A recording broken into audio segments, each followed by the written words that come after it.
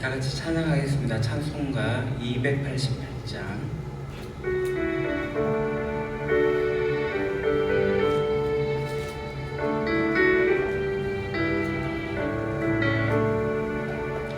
예수를 나의 구주 삼고 성령과 피로서 거듭나니 이 세상에서 내 영혼이 하늘의 영광 누리도다.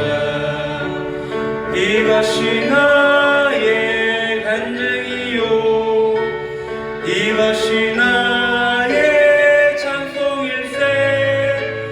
나 사는 동안 끊임없이 그 주를 찬송하리로다. 온전히 주께 맡긴 내 영 사랑의 음성을 듣는 중에 천사들 왕래하는 것과 하늘의 영광 보리로다. 이것이 나의 간증이요 이것이 나의 찬송일세. 나 사는 동안 끊임없이 그 주를 찬송하리로다. 주 안의 기쁨 누림으로 마음의 풍랑이 잔잔하니 세상과 나는 간 곳 없고 구속한 주만 보이도다.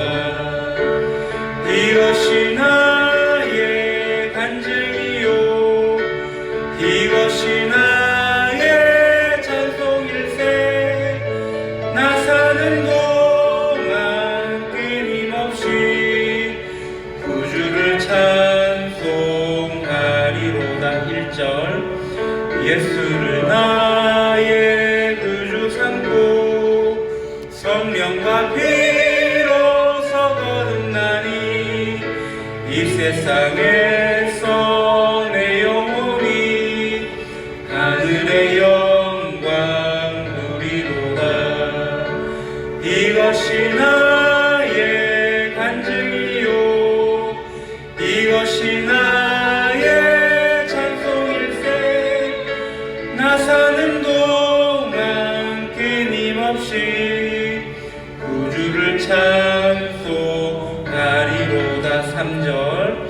주 안의 기쁨 누림으로 마음의 풍랑이 잔잔하니 세상과 나는 간 곳 없고 구속한 주만 보이도다. 이것이 나의 간증이요 이것이 나의 찬송일세.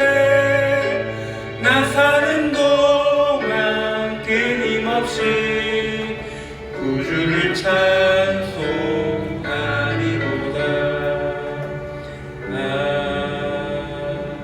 아멘. 이것이 나의 간증이요 이것이 나의 찬송일세. 나 사는 동안 끊임없이 우주를 찬송하리로다. 이 찬양의 가사의 고백이 우리의 고백이 되길 소망합니다. 그건 무엇이 간증이고 무엇이 우리가 찬송이 되는가? 1절 3절의 가사에 누림이라는 단어가 나옵니다. 하늘의 영광 누리도다. 주 안의 기쁨 누림으로 우리가 하나님 나라 백성으로서 하나님의 다스림을 누리는 것 매우 중요하죠. 그러다 보니까 어떠한 험난 세상이라 할지라도 그 마음의 풍랑이 막 몰아친다 할지라도 내가 평안을 누릴 수 있고 어떤 기쁨을 누릴 수 있고 자유함을 누리면서 살아갈 수 있습니다. 우리 시간에 하나님의 다스림 가운데 우리가 온전히 누리는 소망합니다. 예수가 나의 구주가 되셨으니 그 그것은 곧 내가 신분이 바뀌어진 것입니다. 그것으로 거듭난 나의 삶이 온전케 되어지기를, 그래서 하늘의 영광을 미리 맛보며 누리면서 살아갈 수 있기를, 그래서 이 세상 가운데서 주님이 주시는 기쁨을 누리면서 정말 많은 사람들에게 그 기쁨을 전하고 또 알리고 전수하는 일들이 우리 속에 일어나기를, 우리 시간에 같이 한번 그것에 대한 감사와 고백과 그리고 간구를 같이 하는 게 되도록 하겠습니다. 하나님 아버지, 영 좋을 수밖에 없었던 이 죄인 예수 그리스도의 그 놀라우신 은혜로 말미암아 하나님의 자녀 삼으시고 천국 시민에 삼아주시고 나그네고 외인이었던 저희들을 하나님 나라 백성으로 불러주시고 하나님의 자녀로 삼아주셔서 영원한 기업을 저희들에게 허락하신 그 놀라운 은혜를 감사합니다. 우리가 이것을 믿음으로 받아 누리며 살아가기를 소망합니다. 하나님 나라 백성으로서 하나님의 다스림을 누리며 살아가기를 소망합니다. 아버지 하나님, 우리들 가운데 기쁨 있게 하시고 평안 있게 하시고 자유가 있게 하셔서 정말 하나님의 백성다운 삶이 오늘 저희들에게 걸맞게 드러날 수 있도록 주님이 이끌어주시옵소서. 성령 하나님께서 저희들과 함께 하시고 그렇게 이끌어가시게 될 때 우리가 성령님을 쫓아가는 놀라운 일들 있게 하시고, 그래서 성령님의 그 역사하심 속에서 우리가 온전히 살아갈 수 있기를 소망합니다. 아버지 하나님, 우리의 바뀌어진 신분에 우리가 감옥하고 감사하고 하나님께 예배하며 경배하며 우리의 모든 것을 내려놓게 될 때에 아버지 하나님의 백성으로서의 삶을 누리고 그것을 이 땅 가운데 저희들이 증거하며 나아갈 수 있도록 주님께서 저희들을 세워주시옵소서. 아버지 하나님, 여전히 이 땅을 디디고 살게 될 때에 저희들에게 어려움이 있을 줄 압니다. 우리들에게 고난이 있을 줄도 알고 어떤 풍랑이 심하게 몰아닥칠 때도 있을 줄 압니다. 그럴 때마다 아버지 하나님, 오로지 주님만을 바라보면서 정말 하나님의 나라의 영광을 바라보면서 살아가게 하시고 정말 우리가 주님 나라의 백성으로서 증인된 삶으로 살아갈 수 있는 저희들의 삶이 되어지게 하여 주시옵소서. 진리가 너희를 자유케 하리라는 그 말씀이 저희들에게 차고 넘치게 하여 주시옵소서. 평안을 너에게 끼치노니 세상에 줄 수 없는 평안이 우리에게 있다는 사실 우리가 기억하게 하여 주시옵소서. 주님 주시는 자유와 평안 속에서 우리 온전히 주님만을 바라보며 하나님 나라를 누리며 이 세상 가운데 그 아름다운 하나님의 놀라운 덕을 선포하며 살아갈 수 있도록 저희들을 세워주시옵소서. 그렇게 살아가기를 소망합니다.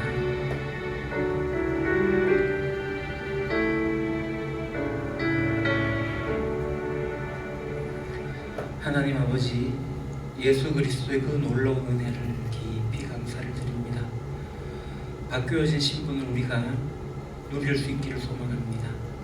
하나님의 다스림 안에서 변화되어진 새로운 삶을 우리가 그에 걸맞은 삶으로 나타나게 하시고, 그래서 이 세상 가운데서 하나님이 주시는 자유와 평안과 사랑을 이 땅 가운데 나누고 전하고 선포하며 살아갈 수 있도록 저희들을 세워주시옵소서. 성령 하나님께서 저희를 이끌어 가시기를 소망합니다. 저희들과 함께 하여 주시옵소서. 오늘 이 시간도 주님께 경배하며 예배하오니 저희들의 예배를 받아주시고 저희들이 하나님의 다스림을 받을 수 있도록 진리의 의지 성령님께서 이 시간도 함께 하여 주시옵소서. 예수님 이름으로 기도합니다. 아멘. 역대하 35장 1절에서 19절까지 말씀, 역대하 35장 1절에서 19절까지 말씀. 제가 가진 성경책은 구약 706쪽에 있습니다.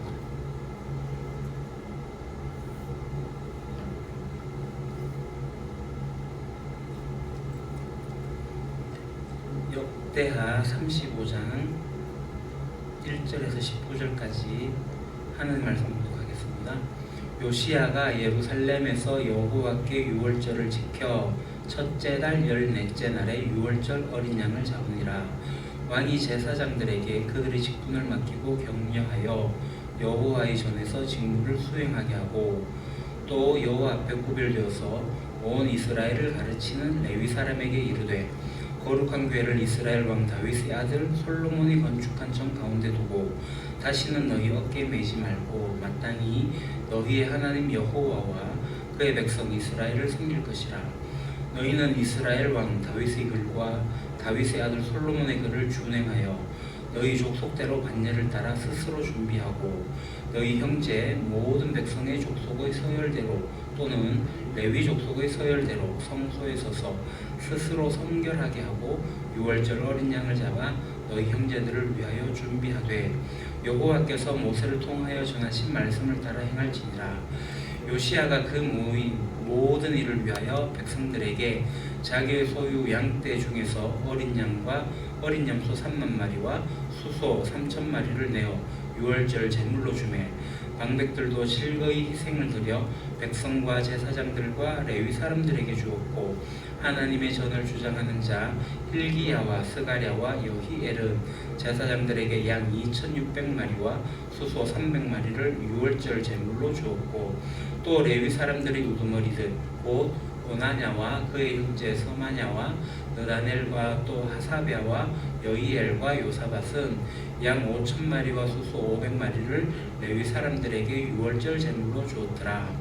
이와 같이 섬길 일이 구비되매 왕의 명령을 따라 제사장들은 그들의 처소에 서고 레위 사람들은 그들의 반열대로 서고 유월절 양을 잡으니 제사장들은 그들의 손에서 피를 받아 뿌리고 또 레위 사람들은 잡은 짐승의 가죽을 벗기고 그 번제물을 옮겨 족속의 서율대로 모든 백성에게 나누어 모세의 책에 기록된 대로 여호와께 드리게 하고 소도 그와 같이 하고 이에 규례대로 유월절 양을 불에 굽고 그 나머지 성물은 속과 가마와 냄비에 삶아 모든 백성들에게 속히 분배하고 그 후에 자기와 제사장들을 위하여 준비하니 이는 아론의 자손 제사장들이 번제와 기름을 저녁까지 드림으로 레위 사람들이 자기와 아론의 자손 제사장들을 위하여 준비함이더라. 아삽의 자손 노래하는 자들은 다윗과 아삽과 해만과 왕의 선견자 여두둔이 명령한 대로 자기 처소에 있고 문지기들은 강문에 있고 그 직무에서 떠날 것이 없었으니 이는 그의 형제 레위 사람들이 그들을 위하여 준비하였음이더라. 이와 같이 당일에 여호와를 섬길 일이 다 준비되매 요시야 왕의 명령대로 유월절을 지키며 번제를 여호와의 제단에 드렸으며 그때에 모인 이스라엘 자손이 유월절을 지키고 이어서 무교절을 7일 동안 지켰으니 선지자 사무엘 이후로 이스라엘 가운데서 유월절을 이같이 지키지 못하였고 이스라엘 모든 왕들도 요시야가 제사장들과 레위 사람들과 모인 온 유다와 이스라엘 무리와 예루살렘 주민과 함께 지킨 것처럼은 유월절을 지키지 못하였더라. 요시야가 왕위에 있은 지 18째 해에 이 유월절을 지켰더라. 아멘. 예, 우리 히브리어 봅시다. 알렙, 그 다음 베스, 그 다음 김멜, 그 다음 달렛, 그 다음 해. 알렙, 벳, 김멜, 달렛, 해. 그 다음에 바보 6번째, 7번째 좌인, 그리고 헤트, 그리고 오늘 하는 것은 테트. 테트 모양이 그렇습니다. 이게 히브리어는 이제 오른쪽에서부터 왼쪽으로 이렇게 써가는 글씨예요. 그래서 항상 오른쪽으로 시작을 합니다. 우리는 왼쪽에 써가다 보니까 왼쪽부터 이렇게 그릴 것 같은데 히브리는 오른쪽에서 이렇게 그려요. 모든 글씨를. 그래서 이렇게 돌리는 테트 모양입니다. 이 테트 모양이 뭐 양의 심장을 상징한다라는 설도 있고요. 또는 이게 바퀴 모양에서 이렇게 둥근 모양에서 되었다는 그런 설도 있고, 이게 모양이 꼭 뱀처럼 생겼잖아요, 그죠? 이 뱀과 같다고 하는 그런 설도 있습니다. 그래서 이제 히브리어 중에 토브라는 말이 있습니다. 아름다운, 좋은, 굿 할 때 토브인데 그 토브에서 유래됐다는 설도 있습니다. 여튼간에 이 테트는 T 발음이 나는데요.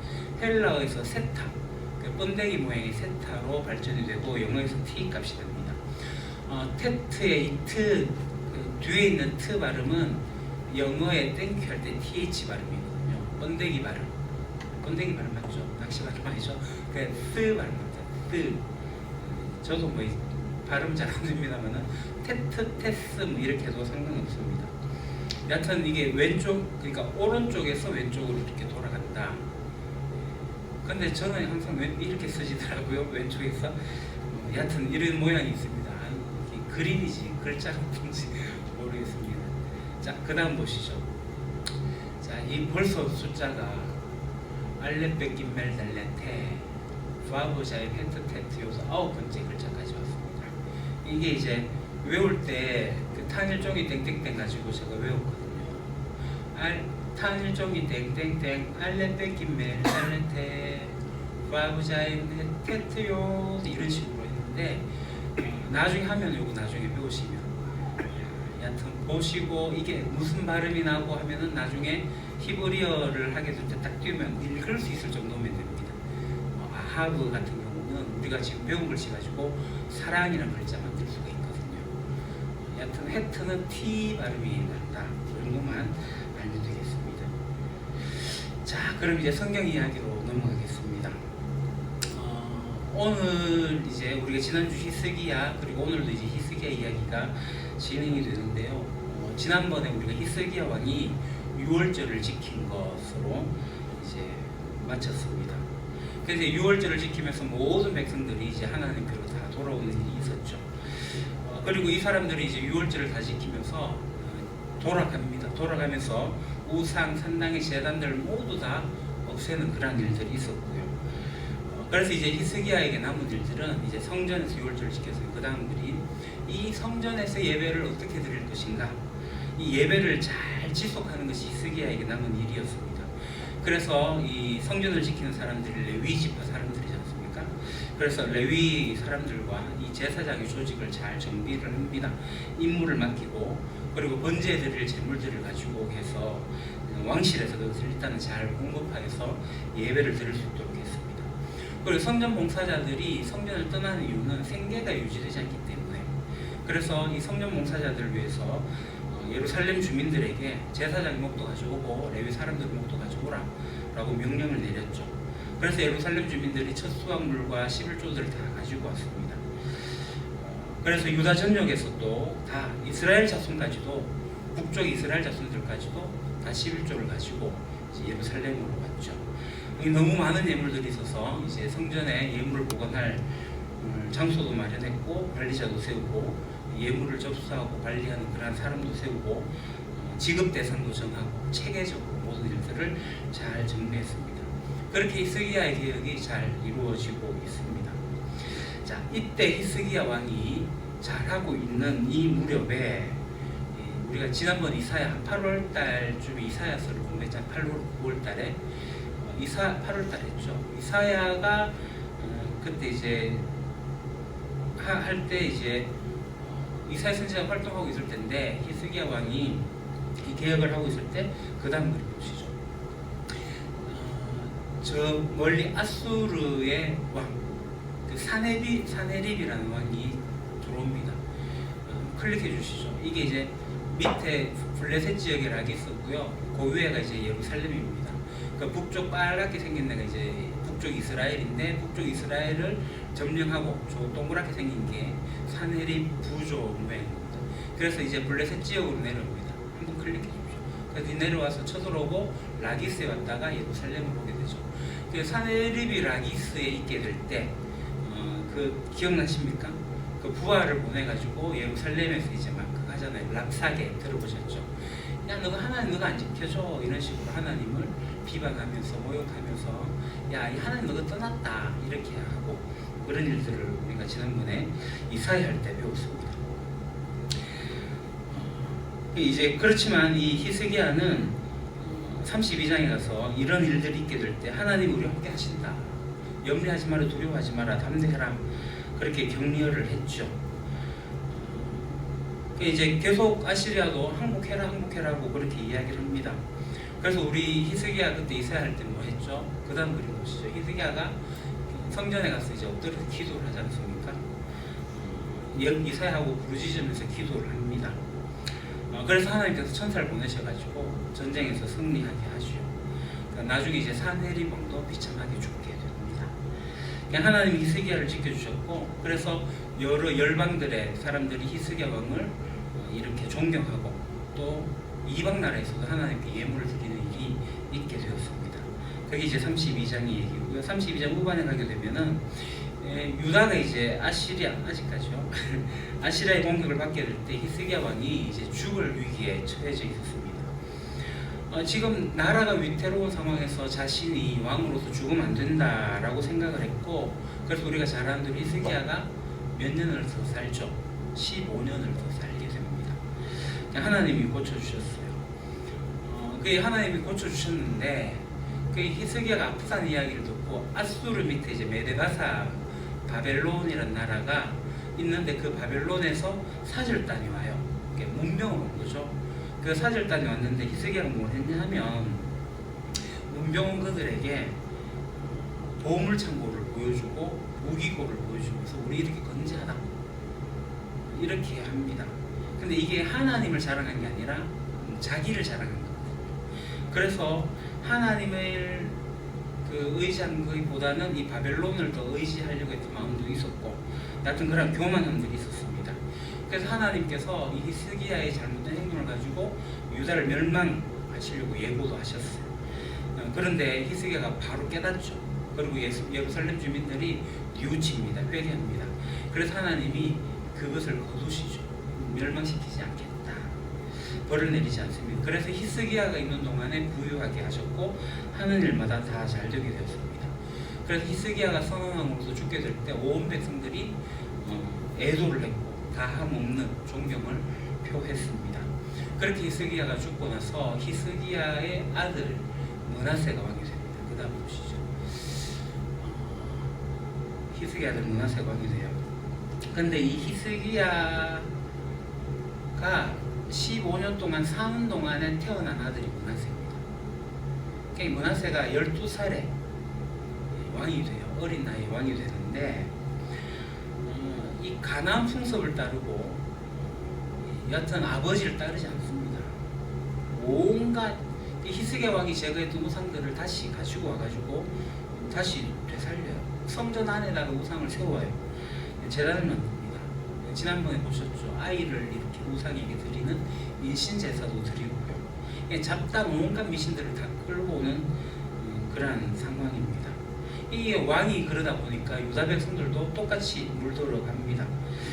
그래서 이 유다는 이방 나라보다도 더 악해졌다라고 평가를 하고 있는 거죠.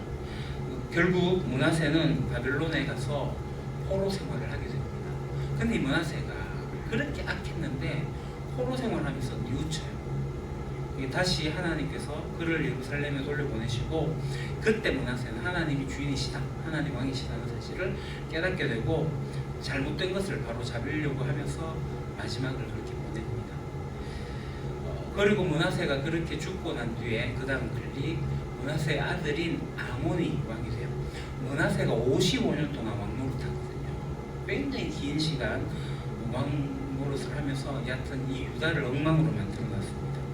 이 아몬이 보고 배운 게 그거죠. 아버지가 하는 일. 그래서 므낫세처럼 악을 저질렀습니다. 그러니까 므낫세는 회개하고 돌아왔지만 마지막에 아몬은 그렇지 않았습니다. 결국 이 아몬은 신하들이 배신해가지고 죽게 되죠. 암살이 됩니다.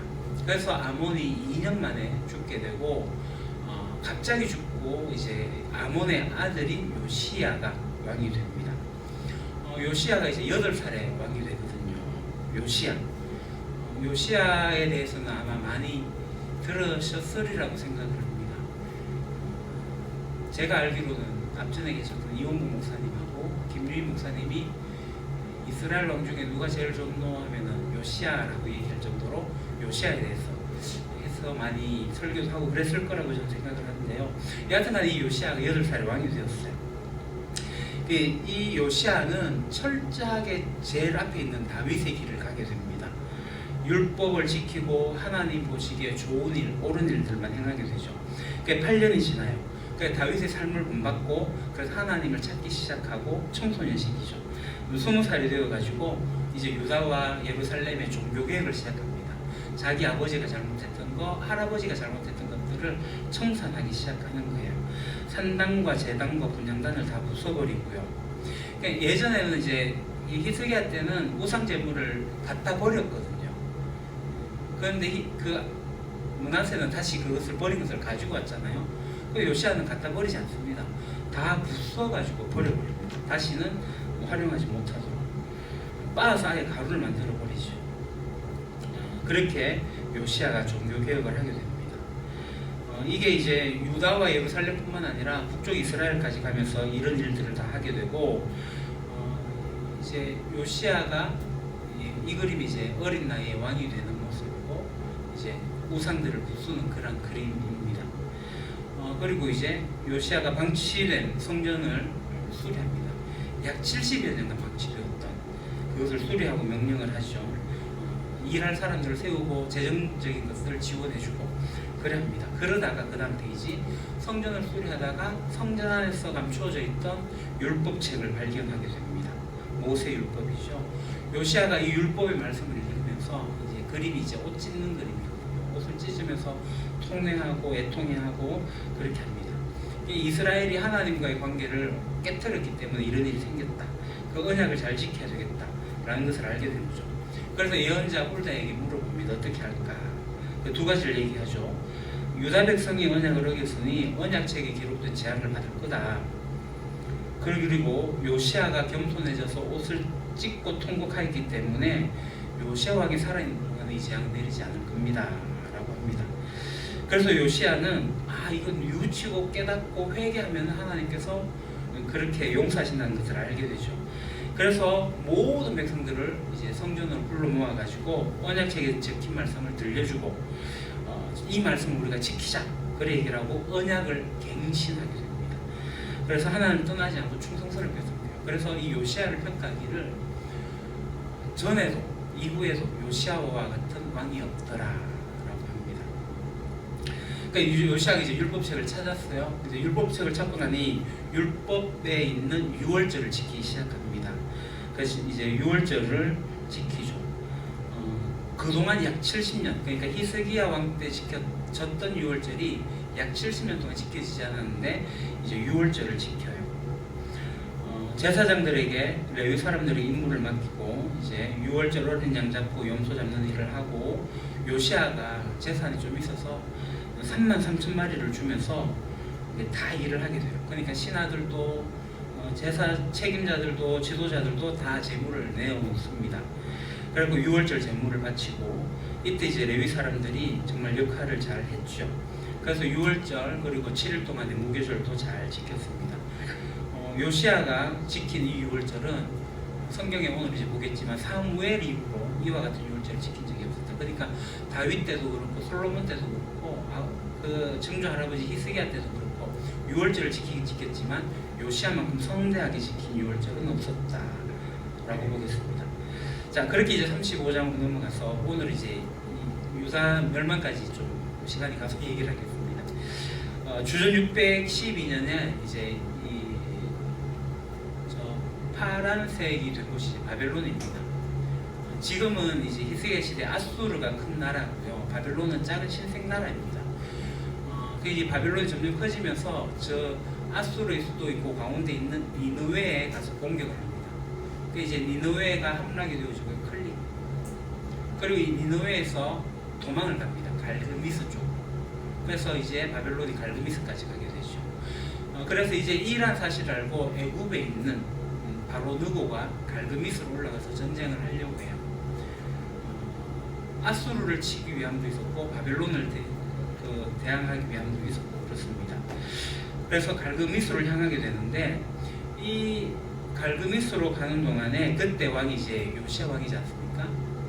요시야 왕이 이 유다 땅을 지나가는 바로노의 군대를 막았습니다. 그래서 머깃도라는 쪽, 글씨가 밑에 빨간색으로 있는 머깃도라는 도시에서 그 터에서 전쟁을 하게 됩니다. 여기서 요시야 왕이 죽어요. 머깃도 전투에서. 이 머깃도가 평야 시대인데요. 그 전투가 많이 일어났던 곳입니다. 이 머깃도가 히브리어인데 헬라어로 바꾸면 아마겟돈이 됩니다. 그러니까 아마겟돈의 전투의 상징이 머깃도 전투였던 거죠. 수많은 전쟁이 일어났던, 역사상으로 많은 전쟁이 일어났던 그런 곳입니다. 여하튼 이 머깃도에서 요시야 왕이 죽어요. 그래서 그때 이제 선지자가 예레미야인데 애가를 짓죠. 요시야가 살았을 동안 유다가 부흥하고 강국이 되어지는 그러한 쯤인데, 요시야가 갑자기 죽어버리니까 급격하게 쇠락을 하게 됩니다. 그래서 요시야 왕이 죽고 나서 그 다음에 왕이 누구냐면 보시죠. 여호아하스가 왕이 됩니다. 그 요시야가 죽으니까 바로 백성들이 여호아하스를 왕으로 세우죠.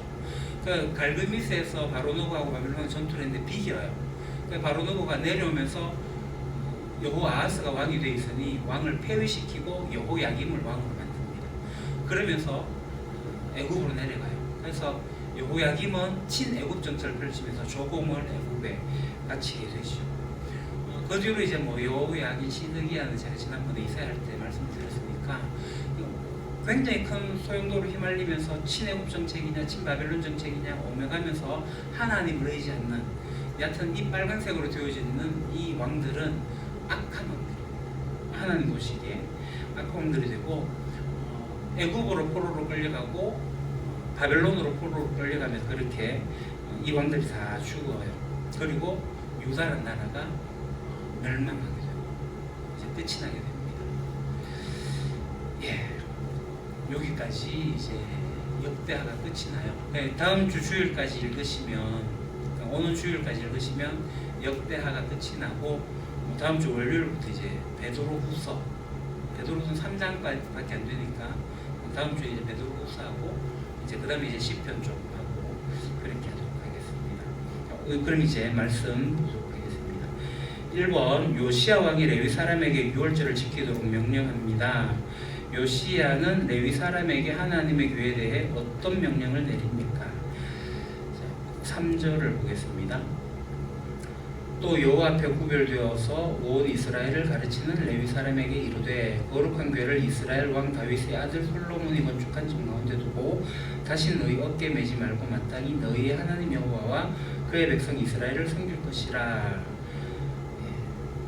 요시야가 레위 사람에게 내린 명령은 뭐죠?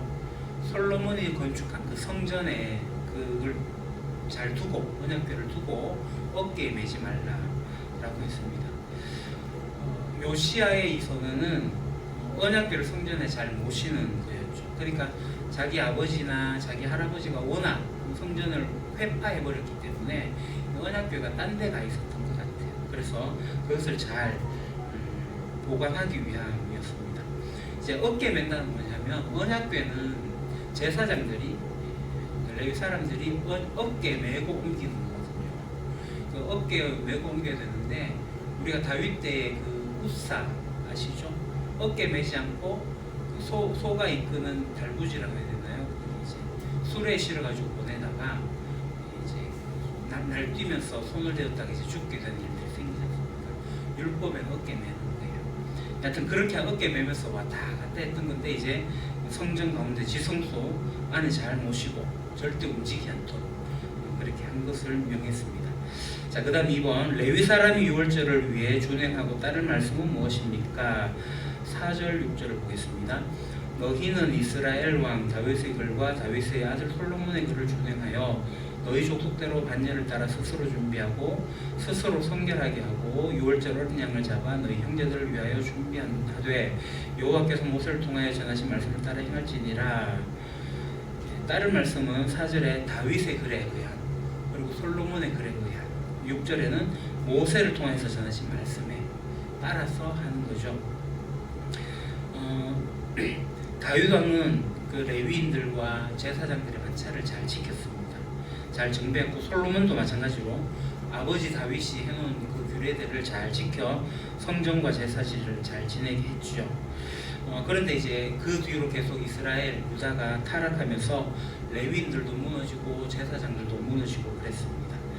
그 뒤에 이제 요시야가 와서 했던 일들, 다윗에 했던, 솔로몬에 했던, 그리고 모세가 했던 유월절까지 잘 지켜 행하였습니다. 자, 나눔 1번. 기도, 찬양, 설교, 세례, 성찬 등을 인도하는 집례자들은 성도가 예배에 전심으로 참여하도록 섬기는 이들입니다. 말씀의 교훈을 따라 모든 성도가 질서 있게 참여할 때 하나님이 기뻐 받으시는 예배가 될 것입니다. 예배 순서에 어떤 마음과 태도로 참여하고 있는지 스스로 돌아보고 갱신할 부분이 있다면 서로 나눠봅시다.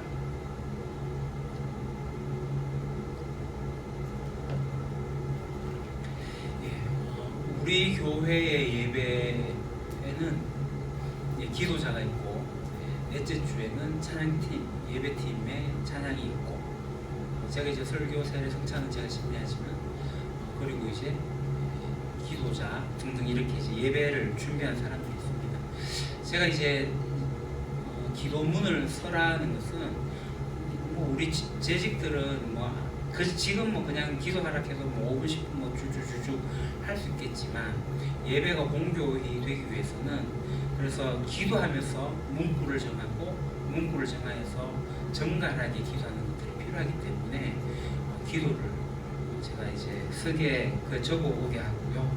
그것이 나중에 우리 이후에 이제 자라나는 우리 성도님들이 먼저 걸어간 그분들의 기도 문들을 보면서 기도 이렇게 하는 거구나 배워가면서 기도할 수 있도록 그렇게 하려고 하는 겁니다. 그리고 찬양도 그렇고요. 우리의 예배 지금 내년부터 시작하려고 하다가 12월달 되어서 내년에 할 그 마음으로 드리는 예배도 하고 조금 바꾸어가고 있는데, 그것은 뭐냐면 예배를 좀 더 공교하게 하기 위해서 함이고 하나님께 좀 더 집중할 수 있게 하기 위함입니다. 그래서 예배라는 것은 쉽게 얘기하면은 월심인데 내가 가진 모든 최고의 가치를 주님께 드리는 건데, 그게 뭐냐면 내가 가지고 있는 시간을 일단은 시간을 드리는 거죠. 여기 와서 앉는다는 것은 걸어오는 시간, 앉아있는 시간, 집에 가는 시간까지 다 포함한 겁니다. 이 시간을 하나님께 드리는 거예요. 구별해서 드리는 시간, 나의 헌신, 재능, 내가 뭐를 할 수 있지만 그것도 하지 않고 나의 것을 드리는 거고, 예배 시간에 헌금하는 것은 나가 가지고 있는 재물 이런 것도 다 하나님께 드림으로써 나의 모든 가치가 하나님께 있습니다라고 이야기하는 겁니다. 그래서 하나님의 축복과 하나님의 통치와 하나님의 다스림을 받는 것이 예배입니다. 그것을 인정하는 것이 예배죠. 그래서 우리가 예배에 잘 참여하고 그런 마음으로 가는 거죠. 그리고 우리 한국 교회의 예배 가운데 제가 볼 때 가장 약한 게 성도의 교제입니다. 예배는 성도의 교제도 굉장히 많이 필요해요. 그래서 우리가 광고라고 행해지는데 광고가 아니라 우리 교인들의 성도들이 소식이 어떻게 일어나고 있는지를 알리는 시간들이거든요. 그래서 소개하고 이야기 나누고, 그래서 우리가 이제 유림교회 가족 이야기를 그쪽에서 하고 있는 거예요. 그래서 저는 그런 이야기들이 좀 풍성해졌으면 좋겠어요. 누가 뭐 하고 있다 이런 이야기들이 좀 요즘 계속 감추어가는, 숨어야 되는 이야기들이 많은데 좀 알려주고, 축복할 같이 축하하고, 또 슬퍼할 일 같이 슬퍼하면서 또 위로하고 격려하고 하는 그런 일들이 우리들에게 있으면 좋겠다라고 생각을 합니다. 그래서 이제 감사 헌금에는 제가 감사 내용들이 와도 주보에 기록하지 않았는데 이제 주보에도 기록을 하려고 합니다. 감사 예물을 드릴 때 몇 줄이라도 적어주시면 그 어떤 감사의 내용들이 주보에 기록돼서 우리 교회 이런 일들로 어느 성도가 감사하고 있구나, 이름을 밝히진 않습니다. 이런 감사의 제목들이 우리 교회에 있구나, 그런 것들도 보게 되는 거고, 그게 이제 성도의 교제가 되는 거거든요. 그러니까 예배 가운데 성도의 교제가 약하니까 이제 강조하는 게 예배 전 30분 전에 와서 함께 교제하자라는 거예요. 그래서 내년에 일단 우리 장로님하고 얘기해가지고 30분부터 우리가 성도의 교제를 아예 주보에 기록을 해가지고 그렇게 하기로 했습니다. 30분 성도 교제를 하고 10분 전에 찬양하면서 기도하면서 예배를 나가고 지난번 들쑥 그 고백들을 보면서 기도하고 하면서 하나님께 예배하는 그런 시간을 가지려고 합니다. 그렇게 우리가 잘 참여하시면 좋겠습니다. 그 다음 2번, 백성의 지도자들이 재물을 헌납하여 풍성한 유월절 제사를 돕습니다. 요시야 왕을 이어 백성에게 재물을 나눈 이들은 누구입니까?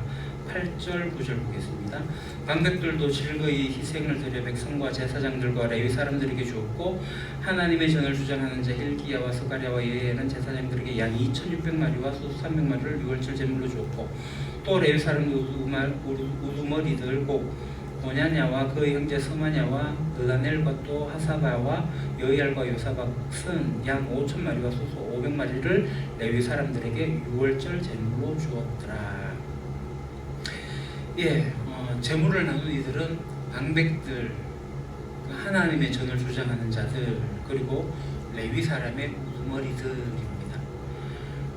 요시아가 이 유월절 회복을 위해서 가장 먼저 헌신했어요. 왕이 가지고 있는 재물을 먼저 내어놓았습니다. 그래서 왜냐하면 백성들이 어려우니까 왕이 먼저 희생을 한 거죠. 어린 양, 염소 3만 마리, 수초 3천 마리를 내놓았습니다. 왕이 그렇게 먼저 책임을 다하고 헌신을 하니까 백성의 지도자들이 뒤를 따르는 거죠. 정말 이건 귀한 원리입니다. 어리석은 지도자는 계속 요구를 하죠. 그러니까 지혜로운 지도자는 먼저 솔선수범 행하게 됩니다. 먼저 섬기는 자가 공동체를 세울 수 있는 겁니다. 오늘날의 교회도 마찬가지입니다. 교회 리더들은 교회를 평가하는 그러한 사람들이 아닙니다. 섬기는 거고 낮아지는 거고 그렇게 한 사람 한 사람을 세워나가는 그런 사람들이 지도자인 거죠. 자, 그 다음 2번 무엇을 기준으로 백성에게 번제물을 나누어 주었습니까? 12절을 보겠습니다. 그 번제물을 옮겨 족속의 서열대로 모든 백성에게 나누어 모세의 책에 기록된 대로 여호와께 드리게 하고 소도 그와 같이 하고. 백성에게 번제물을 나눈 기준은 족속의 서열대로입니다. 그러니까 요시야 왕 때 유월절이 다시 회복이 되어지는데 매우 질서 있게 행해졌습니다. 앞서 말씀드린 것처럼 히스기야 왕도 유월절을 잘 지켰어요. 근데 사뭇 다른 모습이죠. 히스기야 왕 때는 좀 질서가 없었습니다. 지난번에 봤다시피 준비 안 된 이스라엘 백성들이 와서 그 하나님의 손에 끊쳐질 것을 히스기야가 회개의 기도를 대신 중보하면서 회복하고 하는 일들이 있었거든요. 좀 준비함이 없이 좀 어순한 그런 것들이 있었습니다. 근데 요시야는 제사장, 레위인들 반차를 정하고 서열을 정하고 매우 질서 있게 규례대로 절차가 행해지고 있습니다. 그리고 이 유월절의 음식은 갖고 오면은 그러니까 구약의 제사에서 모든 것을 다 태워버리는 제물도 있고 적당히 태워가지고 제사장이 먹는 게 있고 백성들과 함께 나눠 먹는 게 있습니다. 지금 이것은 백성들과 함께 나눠 먹는 축제의 그 현장입니다. 그래서 많은 이들이 먼저 헌신을 하고 백성들과 함께 나누는 모습이 있습니다. 자, 그 다음 3번 유월절 양과 다른 성물들은 어떻게 하였습니까? 13절을 보겠습니다. 이에 규례대로 유월절 양을 불에 굽고 그 나머지 성물은 속과 가마와 냄비에 삶아 모든 백성들에게 속해 분배하고. 유월절의 규례대로 양은 불에 굽고 나머지 성물들은 삶아가지고 백성들에게 분배를 했다라고 합니다. 율법에 의하면은 양은 굽는 게 맞습니다. 그리고 나머지 성물은 뭐냐면 살찐 소를 이야기하는데요. 여하튼 이 무교절 기간 동안에 양과 소와 여하튼 고기들을 먹으면서 함께 교제를 나눕니다. 그 유월절은 알다시피 피를 발라서 넘어가는 그러한 날인데 어린 양의 희생과 피가 있는 그러한 거죠. 그래서 이제 그거를 급하게 뛰어나오다 보니 무교병, 누룩을 넣지 않는 빵도 먹고 떡을 먹는데요. 그와 동시에 풍성한 고기의 식탁이 있었습니다. 그래서 이게 이제 그리스도의 고난과 죽음과 그것으로 인해서 누리는 우리들의 기쁨, 풍성함, 구원의 풍성함들이 연결되어져 있는 거죠. 자, 그 다음 나눔이 보겠습니다. 왕이 본을 보이자 백성의 지도자들이 차를 헌신합니다. 공동체의 지도자는 본을 보이고 책임을 지는 사람입니다. 지도자뿐 아니라 우리 모두가 누군가에게 신앙의 본이 될 책임이 있습니다. 신앙과 공동체의 삶을 위해 누구의 본을 따르며 또 누구의 본을 보이고 있는지 서로 이야기해 봅시다. 한번 생각해 보십시오.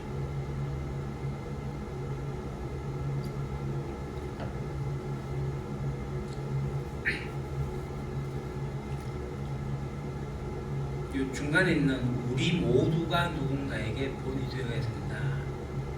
본받는 사람이 되어야 되고 본이 되는 사람이 되어야 됩니다. 특히 지도자들은 본이 되는 그런 일들이 필요하죠.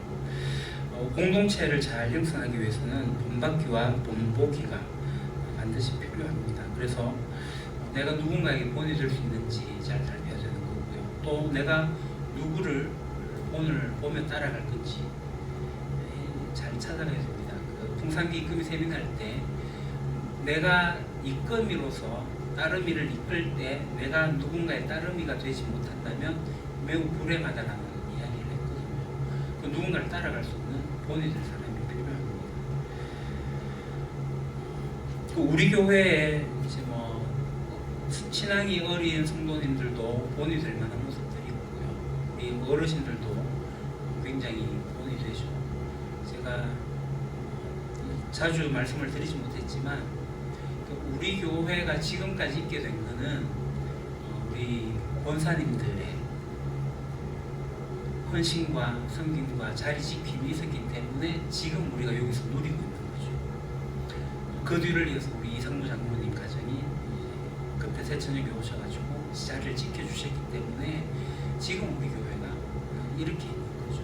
그러니까 앞선 선배들의 헌신과 섬김과 자리 지킴이 없었다면 이후에 우리들이 살아갈 그건 없는 거죠. 그래서 그런 모습은 우리가 잘 따르고 또 그렇게 하신 것들에 대한 존경과 어떤 감사와 이런 표현들은 분명히 있어야 된다고 봅니다. 그리고 이제 우리 교회 와가지고 그들의 이제 신앙을 따라가는 일들이 필요한데 제가 이제 바라는 거는 먼저 된 일들이 나중 되고 나중에 된 일들이 먼저 되는 일이 없으면 좋겠다. 그래서 먼저 된 일들이 잘 이끌어가고 다른 일들이 잘 따라가는, 그래서 함께 손잡고 걸어가는 그런 우리 교회 공동체가 되면 좋겠다는 그런 마음들이 있습니다.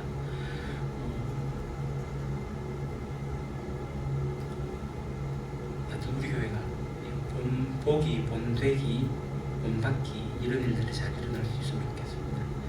자, 3번으로 갈게요. 요시야 왕과 백성이 유월절과 무교절을 온전히 지킵니다. 6월절에 이어 며칠 동안 무교절을 지킵니까? 17절을 보겠습니다. 그때 모인 이스라엘 자손이 6월절을 지키고 이어서 무교절을 7일 동안 지켰으니 답은 7일입니다. 자, 6월절이 언제냐면 첫째 달 14일입니다. 우리 지금의 태양력에 달력이 있는 1월 14일이 아니고 히브리 사람들이 보고 있는 첫째 달의 14일입니다. 요 6월절이 보통 3, 4월쯤으로 됩니다. 그렇게 이해하시면 되고요. 여하튼 그날이 지나고 7일 동안 무교절을 지키게 되는데요. 이 무교절의 7일 첫날은 성회로 다 모입니다. 아무 노동도 하지 않는 안식일이에요. 안식일. 그리고 계속 제사를 드리며 예배하면서 하나님께 나갔고요. 그리고 마지막 7일째도 안식일입니다. 모든 노동이 금지되는 그런 날이죠. 그래서 이 6월절과 무교절은 이렇게 붙어 있는 날입니다. 6월절은 하루고 무교절은 7일이라서 8일 이렇게 보시면 되겠습니다. 여하튼 하나님께서 구원하신 것을 감사하고 그 구원의 깊이를 묵상하는 그런 날이고요. 지금도 유대인들은 이 6월절 무교절을 지키죠. 그래서 허리에 띠를 메고 서서 무교병 먹고 하는 일들을 계속합니다. 그리고 장막절이 되면 실제로 베란다 같은 데 장막 쳐가지고 또는 길거리 옆에 이제 통행에 방해 안 되도록 장막 쳐가지고 텐트 안에서 자고 그래요. 실제로 유대인들은 아직까지도 그게 지켜지고 있고, 이제 유대인 교육에서 가장 중요한 것은 뭐냐면 안식일 교육이거든요. 안식일에 멀리 못 가요. 그냥 가족끼리 모여 있어야 돼요. 여러분 하루 종일 가족들과 하루 종일을 넘죠. 저녁부터 그 다음날 저녁까지니까 36시간쯤을 같이 있게 됩니다.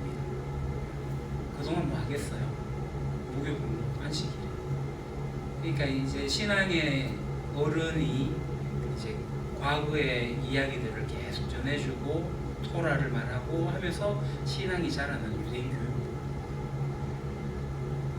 오늘날 현대사회에서 기독교인들이 정말 잘 못하는 거, 밥상머리 교육도 잘 안 되고 가족들과 함께 교대를 만들지는 못하고 신앙의 전수가 다음 세대로 이어지는 것은 굉장히 약한데, 유대인들이 여하튼 뭐 종교를 떠나가지고 그 유대교는 그 전통이 굉장히 유익한 것 같아요. 그래서 우리 기독교 교육에서도 이 유대인 교육 하브루타죠. 그걸 통해서 신앙의 전수가 가족들이 일어나면 좋겠습니다. 여하튼 이 무교절을 지켜요. 네, 그 다음 마지막 질문 2번. 요시야는 누구 이후로 가장 온전한 유월절을 지킨 사람입니까? 18절을 보겠습니다. 선지자 사무엘 이후로 이스라엘 가운데서 유월절을 이같이 지키지 못하였고 이스라엘 모든 왕들도 요시야가 제사장들과 레위 사람들과 모인 온 유다와 이스라엘 무리와 예루살렘 주민과 함께 지킨 것처럼은 유월절을 지키지 못하였더라. 선지자 사무엘 이후로 이런 유월절을 지키지 못했다. 앞서 말씀드렸는데 그 뒤에 이제 다윗도 있고 솔로몬도 있었는데요. 그렇게 하지 못했죠. 그 증조 할아버지 히스기야도 6월절을 지키긴 했지만 그렇게 큰 행사가 되지는 못했습니다. 여하튼 요시아는 굉장히 정확하게 규례대로 잘 지킨 행사였습니다. 물론 다윗과 솔로몬도 잘 지켰을 겁니다.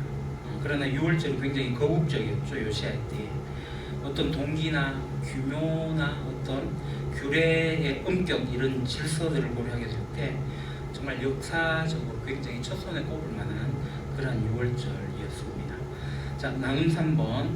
이스라엘 백성은 출애굽의 구원을 기억하기 위해 6월절을 지킵니다. 교회 공동체는 그리스도의 구원을 기억하고 기뻐하기 위해 주일을 지킵니다. 공동체의 예배가 성도의 신앙의 중심이 되도록 다시 예배를 회복하는 길이 무엇일지 서로 의견을 나누어 봅시다.